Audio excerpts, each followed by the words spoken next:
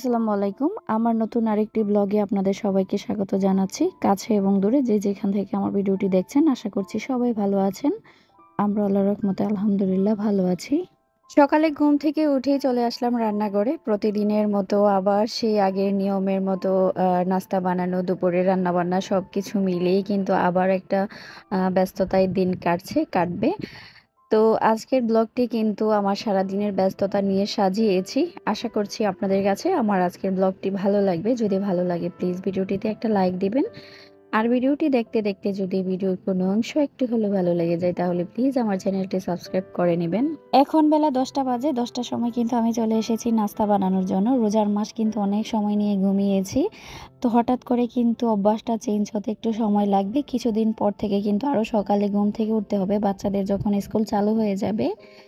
আর আমি কিন্তু কিচেনে এসেই পরোটা বানিয়ে নিচ্ছি। তো আমার হাজবেন্ড বলল কম তেলে পরোটা খাবে, একটু মচমচা টাইপের, সেই জন্য আমি পরোটাটা ভেজে নিচ্ছি। আর চুলায় যে প্যানটা বসিয়েছি সেটা কিন্তু আমি প্রথমে দেখিয়েছি। আমি যে পরোটাটা ভাজবো, অনেক সময় দেখা যায় প্যানের মধ্যে মাছ টাছ ভাজা হয়, সেজন্য কিন্তু প্যানটা হলুদ হয়ে থাকে। তো পরোটা ভাজার আগে যদি প্যানটা চুলায় বসিয়ে আগুনের মধ্যে অল্প একটু পানি দিয়ে ফুটিয়ে নেওয়া যায় তাহলে কিন্তু হলুদ ভাবটা যে থাকে সেটা কিন্তু সহজে উঠে যায়। আর পরোটাটা কিন্তু হলুদ হয় না। তো হলুদ পরোটাটা কিন্তু খেতে বাসায় কেউই পছন্দ করে না, সেই জন্য কিন্তু আমি এই টিপসটা ফলো করি। এই নাস্তাটা কিন্তু আমি আমার হাসব্যান্ডের জন্য রেডি করে নিচ্ছি। বাচ্চারা এখন ঘুমাচ্ছে, ওরা যখন ঘুম থেকে উঠবে ওদেরকে নাস্তা বানিয়ে দিব। আর 1 মাস রোজা রাখার পরে কিন্তু সকাল সকাল নাস্তা খাওয়াটা, দুপুরের খাওয়াটা এখন কেমন জানি মনে হচ্ছে। তো সারাদিন যদি কিছু খেতে যাই হঠাৎ করে কিন্তু মনে হয় আমি তো রোজা। আর এই তো নাস্তা বানিয়ে দিয়ে কিন্তু আমার হাজব্যান্ডকে দিয়েছি, ও খেয়েছে, সাথে আমিও খেয়ে নিয়েছি। তারপর চলে আসলাম ঘরদোর গোছানোর জন্য। তো আমার মেজো ছেলের রুম থেকেই শুরু করছি, যদিও এই রুমে ঘুমায় না, এখানে আমার ছোট ভাই থাকে, কিন্তু ওরা গ্রামের বাড়িতে ঈদ করতে গেছে। তো এই রুমে কিন্তু গেস্ট ছিল, সেই জন্য বিছানার চাদরটা চেঞ্জ করে নিলাম। সাথে রুমের যে ফার্নিচারগুলো আছে সেগুলো পরিষ্কার করে দিব।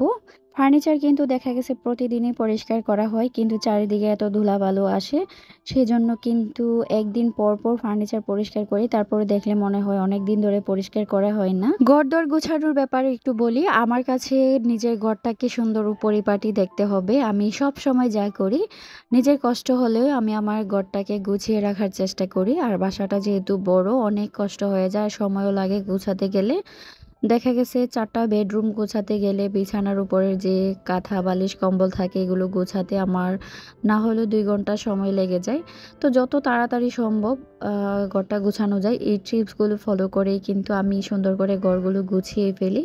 আর বাচ্চারা যেহেতু আছে ওরা কিন্তু এলোমেলো করে, তো ওরা ঘুমিয়ে থাকতে থাকতেই আমি অপর পাশের যে রুমগুলো আছে সেগুলো গুছিয়ে নেবার চেষ্টা করি। তো ওরা কিন্তু আমার সাথেই বেশিরভাগ সময় থাকে, ঘুমায়।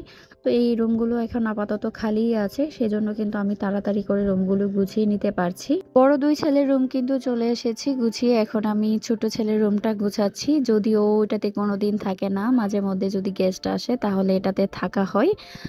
আর সব রুম কিন্তু খালিই থাকে। তো রুমগুলো গুছিয়ে চলে যাব ডাইনিং টেবিলটা পরিষ্কার করার জন্য। আর কাজের খালা কিন্তু আসতেছে না, ও 1 সপ্তাহের জন্য ছুটি নিয়েছে।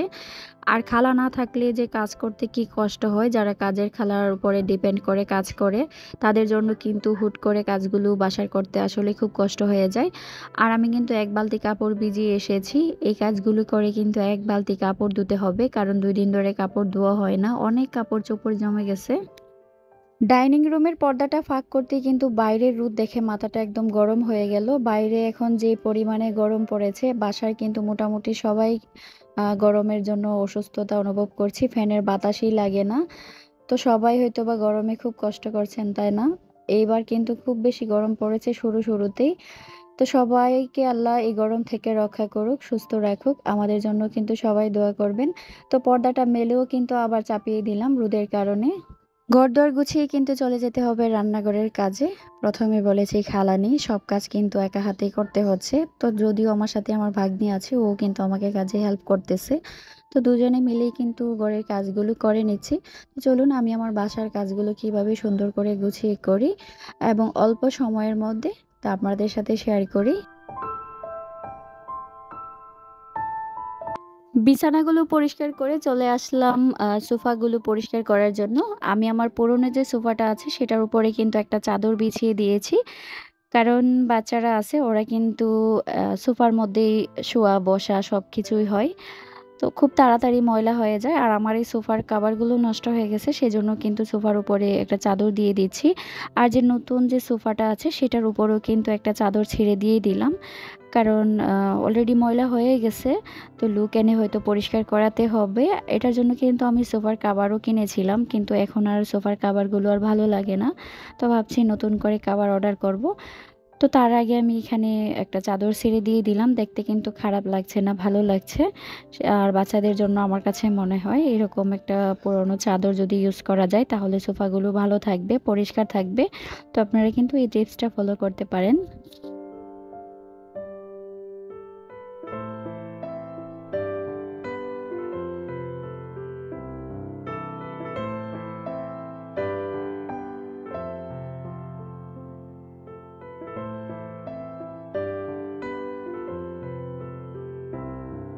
সোফার ঠিক কর্নারটার উপরেই আমি অনলাইন থেকে অর্ডার করে যে ফুলদানিগুলো এনেছিলাম, মানে হ্যাং করা ফুলদানিগুলো, সেগুলো ঝুলিয়েছি। তার মধ্যে কিন্তু আমি মানি প্লান্ট গাছ রেখেছি আর কিছুটা আর্টিফিশিয়ালও রেখেছি।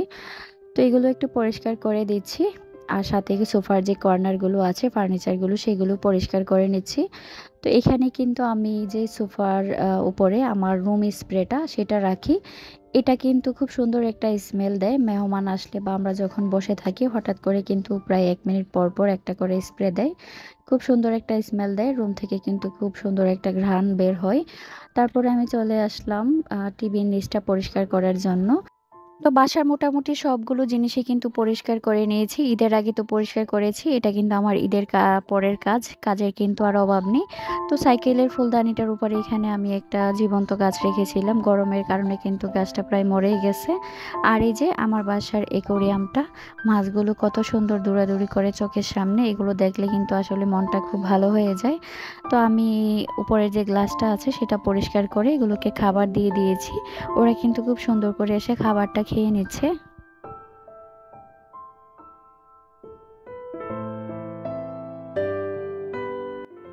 এখন আমি চলে আসলাম ফ্রিজগুলো পরিষ্কার করার জন্য। প্রথমে আমি ডিপ ফ্রিজটা পরিষ্কার করে নিচ্ছি, তারপর নর্মাল যে ফ্রিজটা আছে সেটা পরিষ্কার করে নিব। তো প্রতিদিন যেহেতু ফ্রিজ থেকে মাছ মাংস খোলা হয়, হাতে কিন্তু একটা ছাপ লাগে। আর ছোট ছোট বাচ্চারা ওরা কিন্তু হাত দিলে একটা দাগ পড়ে যায়। সেজন্য কিন্তু আমার এটা ১-২ দিন পরে পরে ফ্রিজের উপরের যে স্ক্রিনটা আছে সেটা পরিষ্কার করে নিই। তারপর কিন্তু আমি চলে আসলাম আমার বেডরুমটা গুছানোর জন্য। তো বেডরুমটা গুছিয়ে নিচ্ছি।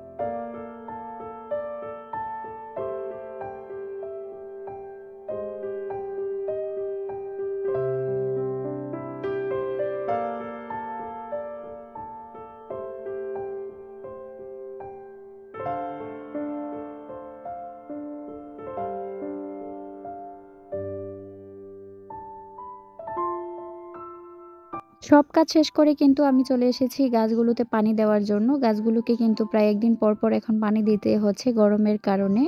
তো আমি কিন্তু এই ফুলদানিগুলোর কিছুদিন আগে রং করিয়েছিলাম। সাদা রং করাতে এখন এত বেশি ভালো লাগে। সাদা টাইলসের সামনে আমি সাদা ফুলদানিগুলো রেখেছি। তার মধ্যে আবার জীবন্ত গাছ রেখেছি। সামনে দরজার সামনের লুকটাই কিন্তু অন্যরকম চেঞ্জ হয়ে গেছে। দেখতেও খুব ভালো লাগে সাদা কালার করাতে। আর আমি পানি দিচ্ছিলাম, সাথে কিন্তু আমার মাটাও চলে এসেছে পানি দেওয়ার জন্য। আমি যখনই যেই গাছে পানি দিচ্ছি সে কিন্তু হাত বাড়াচ্ছে পানি দেওয়ার জন্য। আর এত বেশি করে পানি দিচ্ছে নিচে কিন্তু পানি একদম গড়িয়ে পড়ে যাচ্ছে। বুড়িটা কিন্তু মাশাআল্লাহ একটু একটু করে বড় হচ্ছে আর মার কাজে কিন্তু হাত লাগাচ্ছে। জানি না বড় হলে কি করবে। তো আশা করি ভালোই হবে। মেয়েরা কিন্তু তার মায়ের প্রতিচ্ছবি হয়। তো আমি আশা করি যে ও বড় হলে আমাকে কোনো কাজ-টাজই করতে হবে না। ও কাজ করবে আর আমি বসে, বসে খাবো। রান্নাবান্না থেকে শুরু করে ঘর গোছানোর যত কাজ আছে ওই করবে। বাসায় ঢোকার সাথে সাথে যেখানেই চোখ যাবে সেখানেই কিন্তু আমার বাসায় গাছ দেখা যাবে। জানি না গাছের প্রতি এখন এত বেশি ভালোবাসা কেন হয়েছে। আগে যখন গ্রামে বড় হয়েছি এত গাছপালার প্রতি ভালোবাসা ছিল না। মনে হয় গাছপালায় সবুজের মধ্যে বড় হয়েছি, সেজন্য এত টানও ছিল না। এখন চার দেওয়ালে শহরের ভিতরে থাকি, তো সেজন্য মনে হয় গাছের প্রতি এত বেশি ভালোবাসা হয়েছে। গাছ আমি এখন এত বেশি পছন্দ করি। তো আমি কিন্তু মেইন দরজার সামনেও একটা গাছ রেখেছি। ফাইনালি রুম-টুম কিন্তু সুন্দর করে গুছিয়ে নিয়েছি। রুমও মোছা হয়ে গেছে। তবুও ভিডিওটা আপনাদের সাথে একটু শেয়ার করি গোছানোর পরে কেমন লাগছে। আমি কিন্তু রুম-টুম গুছিয়ে দুপুরে রান্নাবান্নাও শেষ করে নিয়েছি। এখন কিন্তু জোহরের নামাজের সময় হয়ে গেছে। ওরা কিন্তু সুন্দর করে নামাজে দাঁড়িয়ে গেছে, মাশাআল্লাহ।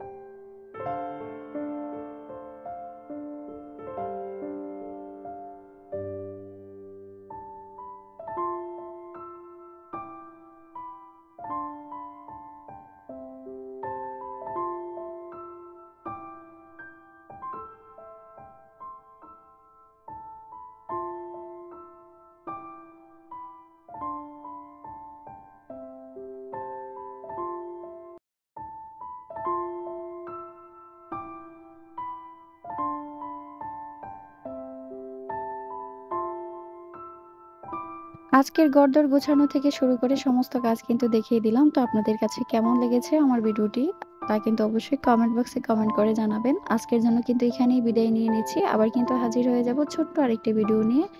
আপনারা সবাই ভালো থাকবেন। আমিও আমার পরিবারের জন্য সবাই দোয়া করবেন। আল্লাহ হাফেজ।